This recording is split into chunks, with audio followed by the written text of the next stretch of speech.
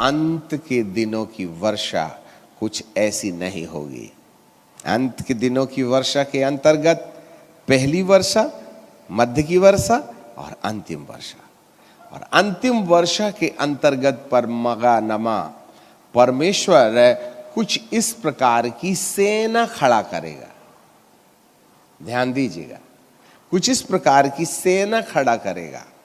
इसी योएल 2 के अनुसार 3 पद में लिखा है, उसके आगे आगे आग भस्म करती चली जाएगी, उसके पीछे पीछे लौ जलाती चली जाएगी। उसके आगे की भूमि तो एदेन की बारी के समान होगी, परंतु उसके पीछे की भूमि उजाड़ और मरुस्थल बन जाएगी और उससे कुछ ना बचेगा। ये है वो सेना, है ना। पहले पद से यदि आप पढ़ें, सियोन में नरसिंगा फूको, अर्थात पवित्र लोगों के बीच में इस बात की मनादी कर दो। अन्य जातियों का काम नहीं है यहां पर, सब लोग ध्यान से सुनिएगा। सियोन में नरसिंगा फूको, विश्वासी जगत में इस बात की कहानी बता दो। सांस बांध करके फूको, बलपूर्वक ये बात बता दो। देश देश के रहने वाले कांप उठे। इसका मतलब बात जो है किसी विशेष जाति, समुदाय, संप्रदाय, शहर, प्रांत के लिए नहीं, वरन देश के लिए होगी। वर्ल्ड वाइड अनॉइंटिंग होगी, नेशन वाइड अनॉइंटिंग होगी।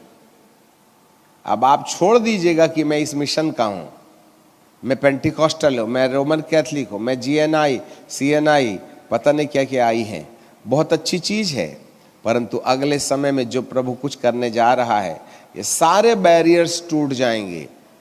ना कोई संस्था का नाम होगा, और जहां नाम का काम होगा वहां प्रभु कहेंगे तुम नाम कमाओ, मेरे लिए छोड़ दो लोगों को, और मैं अपने लोगों को अलग कर दूंगा। जो भी नाम है वे आपका परिचय है। मेरा प्रभु आपका परिचय नहीं बढ़ाना चाहता है। जरा हाथी समान कान खोल के सुनिएगा, यदि आप में से कोई अपना परिचय बढ़ाएगा तो प्रभु इस बात में आपके साथ खड़ा रहना पसंद नहीं करेगा। यदि आप प्रभु के नाम के लिए खड़े हो जाइए, यदि आप प्रभु के नाम के लिए काम कीजिएगा, तो प्रभु आपके साथ चलने में देरी नहीं करेगा। सो देश देश के लोग कांप उठे।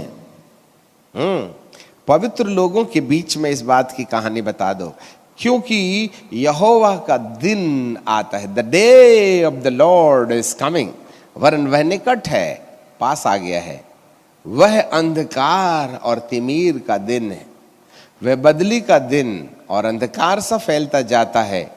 जैसे भोर का प्रकाश पहाड़ों में फैलता है, वैसे ही एक बड़ी और सामर्थी जाति आएगी। प्राचीन काल में वैसा कभी ना हुई और न इसके बाद कभी किसी पीढ़ी में होगी। ये वाली सेना प्रभु खड़ा कर रहे हैं। Praise the Lord. सब बच्चे लोग भी ध्यान से सुनिएगा। एक ऐसी सेना परमेश्वर खड़ा कर रहा है। सेना में ड्रम बजाने वाले नहीं होते, सेना में लड़ने वाले लोग होते, योद्धा लोग होते, और परमेश्वर योद्धाओं की टीम तैयार कर रहा है। भाई, इससे पहले कि हम अभिषेक की प्रार्थना में चलें, आपको करना क्या है अभिषेक में? Why do you want the anointing? क्या चाहिए, क्यों चाहिए अभिषेक? अभिषेक के पहले अभिषेक की रियलिटी या सच्चाई हमारे सामने नहीं है, तो ये हमारे कोई काम की चीज नहीं है। सो पिता परमेश्वर आपके साथ प्रकाशन का काम करे। सो बाइबल हमें बताती है कि अंत दिनों की वर्षा में प्रभु एक सेना खड़ा करेगा। हालेलुया। वो पास्टर खड़ा करेगा, वो एवेंजलिस्ट खड़ा करेगा, वह सुसमाचार प्रचारक खड़ा करेगा। इस बात को थोड़े समय के लिए वो रख देगा, क्योंकि चाहे पास्टर हो, चाहे एवेंजलिस्ट हो, चाहे सुसमाचार प्रचारक हो, चाहे प्रॉफिट हो, चाहे अपोस्टल हो, ये सारे अधिकार अपने आप में बहुत अच्छे हैं, परंतु प्रभु की रुचि इन दिनों में सेना से है। ठीक है, सेना से है। अब तक, हालेलुया, अब तक हम अगुए रहे, we were in the leadership.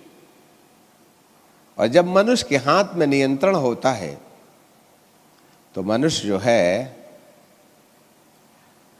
अपनी बुद्धि खर्च करता है। ए उधर नहीं जाना, वो सीएनआई वाले हैं, तुम पेंटिकॉस्टल, इधर चलो। अच्छा तुम सीएनआई वाले हो, अच्छा तुम लूथरन हो, अच्छा अच्छा अच्छा अच्छा तुम मेथोडिस्ट हो, चलो उनको मत घुसने दो, अच्छा वहां नहीं जाना। हम कहते ना, अंधा भी रेवड़ी चीन चीन के बांटता है।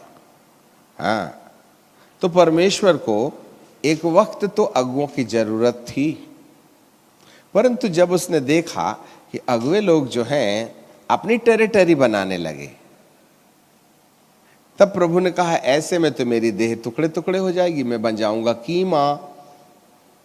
इसलिए मुझे अपनी पर्सनालिटी बचा के रखना है। तो ऐसा करता हूं, अब मैं अंतिम वर्षा के अंतर्गत मैं खुद लीडर बन के चलूंगा और तुम मेरी मानो। तुम सेना रहो और मैं सेनाओं का यहोवा रहूंगा। ठीक है ना? क्योंकि आदमी लोगों ने परमेश्वर के अभिषेक को बिजनेस बना लिया। 50,000 ला, मैं तेरे लिए प्रार्थना करूंगा। अच्छा, प्रभु ने कहा फ्री में पाया है, फ्री में दे, तो टिकट काय बात की? For what the ticket is?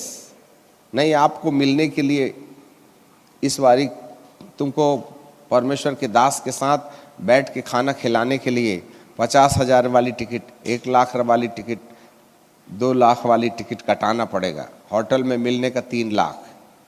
अच्छा, प्रभु ने कहा तुमने तो धंधा शुरू कर दिया मेरे अभिषेक का, इसलिए अब मेरे को तुम्हारे ऊपर ज्यादा यकीन नहीं आता है, इसलिए मैं पत्थरों से बात करना शुरू कर दूंगा। जिनका वजूद नहीं है, जिनका अस्तित्व नहीं है, वो मेरे लिए खड़े हो जाएंगे। परंतु बच्चों, एक बात याद रखो, यह केवल उस समय होगा जब तुम्हारी जिंदगी में परमेश्वर प्रथम स्थान होगा।